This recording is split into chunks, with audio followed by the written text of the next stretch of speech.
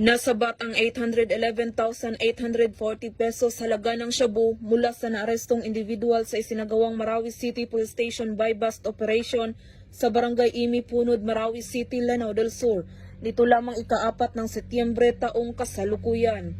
Kinilala ni Police Lieutenant Colonel Mohidin G. Pagayawan, Chief of Police ng Marawi City Police Station, ang suspect na si alias Joff, 37 anyos at residente ng naturang lugar. Bandang alas 11:50 ng gabi ng nasabing petsa nang isagawa ng pinagsanib puwersa ng Marawi City Police Station ng City Drug Enforcement Unit at Regional Investigation Unit 15 ang operasyon na nagresulta sa pagkakaaresto ng suspect matapos kumagat ito sa drug buy-bust operation.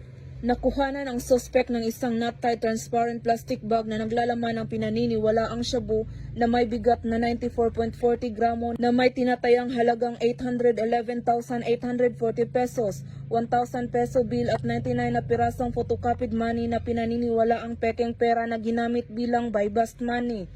Ang naarestong suspect at ang nakumpiskang mga ebidensya ay nasa kustudiya na ng Marawi City Police Station para sa dokumentasyon at posibleng mahaharap sa kasong paglabag sa Republic Act 9165 o Comprehensive Dangerous Drugs Act of 2002. Patuloy na hinihikayat ng PNP ang publiko na makipagtulungan sa mga otoridad sa pamamagitan ng pagbibigay ng impormasyon ukol sa mga iligal na aktibidad upang mapanatili ang kapayapaan at kaayusan sa ating mga komunidad. Mula rito sa rehiyon ng Bangsamoro, ako ang inyong PNN Correspondent, Patrolwoman Maricris Algabre, alagad ng batas, taga-taguyod ng Balitang Pulis.